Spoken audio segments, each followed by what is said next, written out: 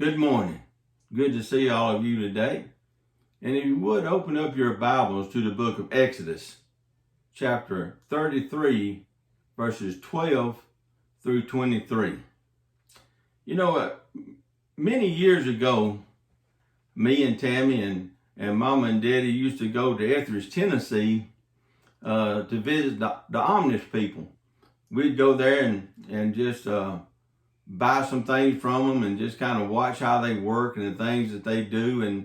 And you know, I get the whole idea about no electricity, no tractors, no vehicles. I get all that, but to me, that's just such a waste of power. I mean, they have all of that power right there available for them, and they don't use it. I mean, why would someone have the power of they have all that power of electricity just with the flick of the switch. They have all the power of a tractor that can do more in a day than they can do in a week. Why would someone have all of that power available to them and never use it? Well, you know, we could ask that same question to ourselves about the power of God in our lives today. The Amish people removed electricity and tractors and vehicles from their life, so they also removed that power from their lives.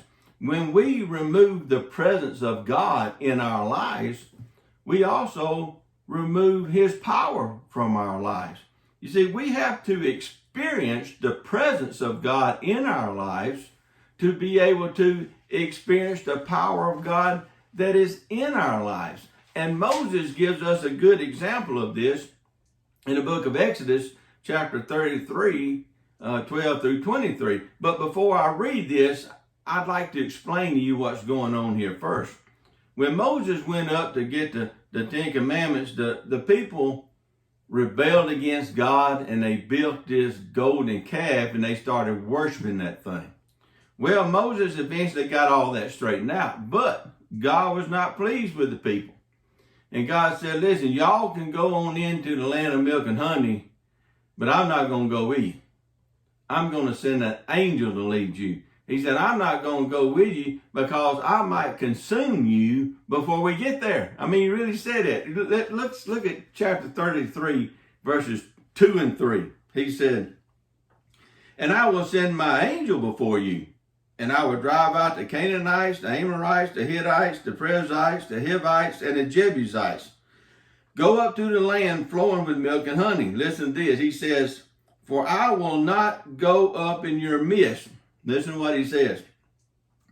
Lest I consume you on the way, for you are a stiff-necked people. God said, I'm not going. I'm gonna have an angel lead you there, because if I go, you people are so hard-headed and stiff-necked, I might consume you before we get there. So now what we're about to read is Moses is pleading with God for help. So let's read here, and starting in verse 12.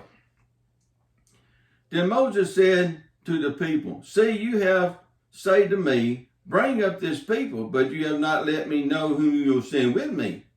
Yet you have said, I know you by name, and you have also found grace in my sight. Now therefore I pray thee, I have found grace in your sight. Show me now your way, that I may know you, and that I may find grace in your sight, and consider that this nation is your people. And he said, my presence will go with you, and I will give you rest. Then he said to him, if your presence does not go with us, do not bring us up from here. Moses is saying, in other words, God, if you don't go with us, that's just called the whole thing off. And then in verse 16 he said, for how then will it be known that your people and I have found grace in your sight, except you go with us? So we shall be separate, your people and I, from the people who are upon the face of the earth. So the Lord said to Moses, I will also do this thing that you have spoken, for you have found grace in my sight, and I know you by name. And he said, please show me your glory. Then he said, I will make all my goodness pass before you, and I will proclaim the name of the Lord before you. I will be gracious to whom I will be gracious. I will have compassion on whom I will have compassion. But he said, you cannot see my face, for no man shall see me and live. And the Lord said, here's a place by me, and you shall stand on the rock. So it shall be while my glory passes by, that I will put you in the cleft of the rock, and will cover you with my hand while I pass by. Then I will take away my hand, and you shall see my back, but my face shall not be seen. In verse 12, Moses said, he said, God, you told me to lead these people here. He said, but I need to know who's going to go with me. And then in verse 15, Moses said, he said, listen, if you're not going to go with us, let's just call the whole thing off. Moses really needed God to be with him on this trip, because the Israelites were a bunch of stiff-necked, hard-headed people who had already gotten up a let's go back to Egypt committee. So Moses knew that he was going to have his hands full with these people here. So Moses needed to know that he was not in this thing alone. Now, just like we do sometimes. Have you ever thought that, Lord, am I in this alone? Sometimes we need to know, God, are you going to be with me in this? God, are you going to see me through this? Well, God answered Moses in verse 17. Look what he says. So the Lord said to Moses, I will also do this thing you have spoken, for you have found grace in my sight, and I know you by name. God said, I will go with you, and I will do what you ask, because I know you by name, and I am pleased with you. Now, I want you to picture this whole scene in your mind just for a moment of Moses standing there talking with God. If you remember verse 11, it says, so the Lord spoke to Moses face to face as a man speaks to a friend. Now that's pretty close. And in verse 17, he said, I am pleased with you. So Moses is thinking, while I have God's favor, and while I have his undivided attention, and he's really pleased with me right now, I'm going to ask him one more thing. Now, what would you ask if you were face to face with God? What would you ask? Would you ask for world peace? Would you ask for this virus to go away? Long and healthy life? What would you ask for? Well, what did Moses ask for? Well, look at verse 18. He said, please show me your glory. Show me your glory. I thought, man, that's a great answer. Moses wanted to see the glory of God. And I thought, man, you know, when somebody asks God for a question like that, when somebody makes a request like that from God, they crossing the line. But see, there's a lot of people who have a line that they will not cross in their relationship with God because they are afraid of what might happen. And when you ask for requests like that, God, show me more of your power, God, show me more of your glory, a lot of people won't cross that line because they're afraid of what might happen if they experience the full presence of God in their lives. They may be embarrassed at what others may think if they allowed the power of God to work and show in their lives. They may be afraid they may get a little too carried away with their emotions. So there's a line that a lot of people will not cross because they are afraid of what might happen if they really allowed the power of God to work in their lives. You see, when we cross over that line between being focused on ourselves and being more focused on God, when we cross that line to being less about me and more about God, that's when things starts to happen. Folks, that's when we start to seeking out the power of God in our lives. That's when we're going to start seeing changes happening in our lives. When we say, see, God knew that Moses was doing the best he could do. He knew that Moses was trying to lead the people. He knew that Moses was trying to do the right thing, trying to serve God, trying to please God. And then when he seen that, and Moses asking to see more of God, God thought, man, I'm going to do this. I'm going to show him more of myself. And see, that's what God's waiting on. God is waiting on me, and he's waiting on you to say, God, I want to see more of you. I want to experience your power in my life. When we do that, we're saying, I want an extra helping of God. I want to see your glory, God. So Moses was asking to see more of God, the more of his power. Well, sure enough, God gave Moses what he was looking for. Look at verses 20 through 23. But he said, you cannot see my face, for no man shall see me and live. And the Lord said, here is a place by me, and you shall stand on the rock. So it shall be while my glory passes by, that I will put you in the cleft of the rock, and I will cover you with my hand while I pass by. Then I will take away my hand, and you shall see my back, but my face shall not be seen. He puts Moses on the cleft of the rock, and he says, Moses, you can't see my face because no man can see me and live. You see, our human bodies just simply cannot withstand the Shekinah glory of God. Our human bodies just simply cannot stand the brilliant light of God's glory. Now, one day we will.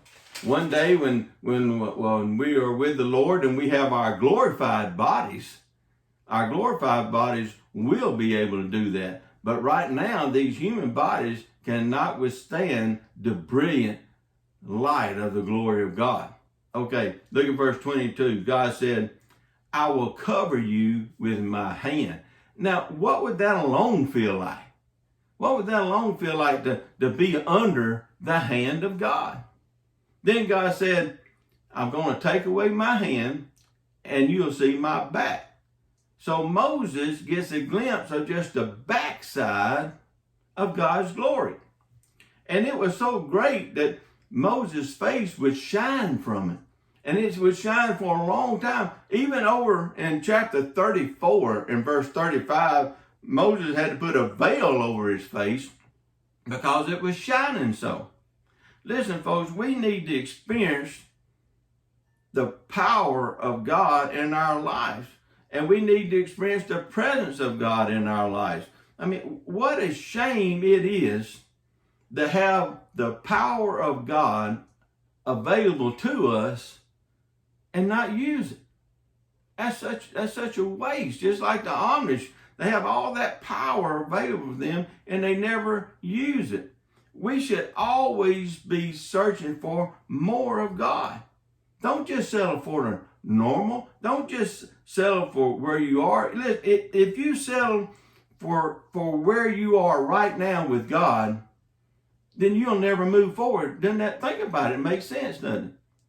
If you settle with where you are right now with God, that means that you'll never move forward with God. Your relationship with God will never get closer. You will never move forward in your relationship.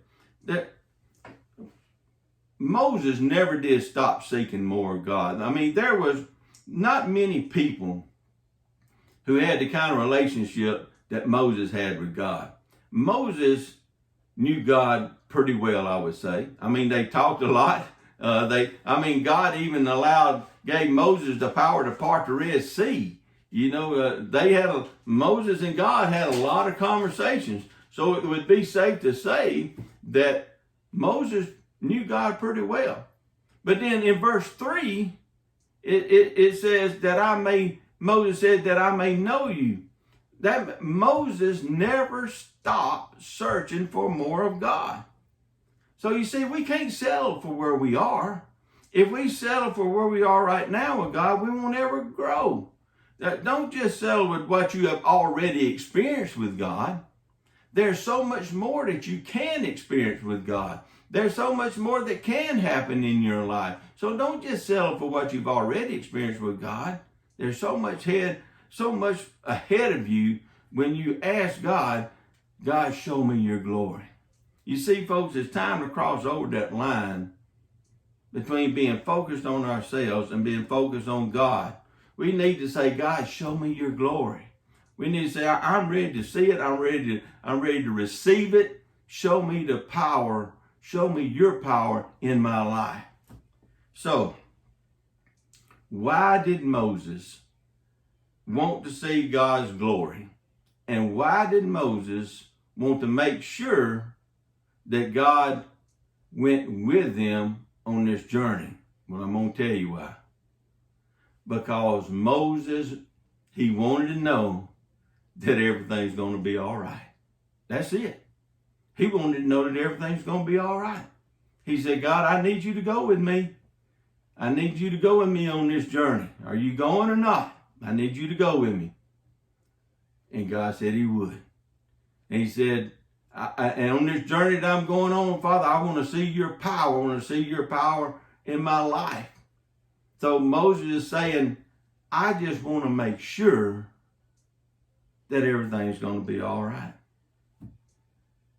You know, we're going through some hard times right now in America. This virus has really caused a lot of damage in this great country we live in. The useless killing that took place in Minneapolis and the riots and the burnings and the looting that's going on. A lot of bad things happening in America today. And then we have many friends and loved ones who are going through a lot of health issues right now. We have loved ones who are in nursing homes. We have loved ones who have recently had major surgeries, broken bones. We have folks who have more surgeries ahead of them. We have people who are dealing with all kind of things that happen in life as we grow older. You know, these bodies, they just simply was not made to last forever. They just wear out. And we're dealing with all that in our lives. We're just trying to do simple things around the house, and it's hard to do sometimes. And then we have so many who are dealing with cancer, going through all these treatments. And you know what? Just like Moses, we need to know. We need to know that everything's going to be all right.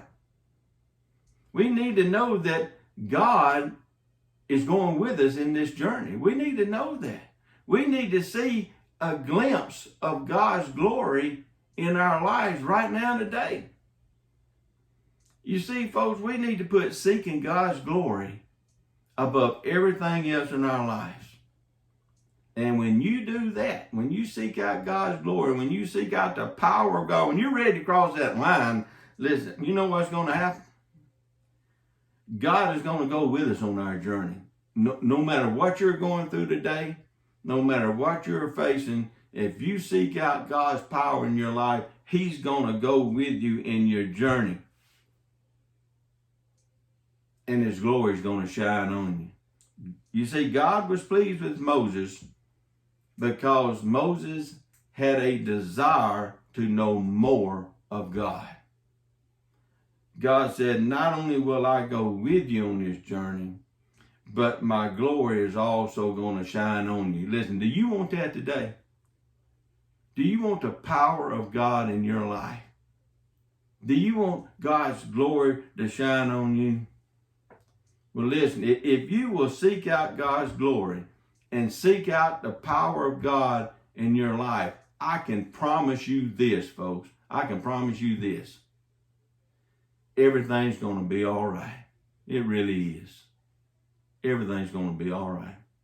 God's going to go with you. You seek out the power of God in your life, he's going to go with you. And his power is going to shine on you. You're going to get a glimpse of his glory. Don't we all want to know that everything's going to be all right? All you have to do is trust and believe in the Lord Jesus Christ. If you don't know him today, I pray that you'll make a decision to accept Christ into your heart as your Lord and Savior. And those of you who are walking with the Lord today, I hope you never, ever stop seeking out more of God. Because when you seek out more of God, this is what's going to happen in your life. Everything's going to be all right. It really is.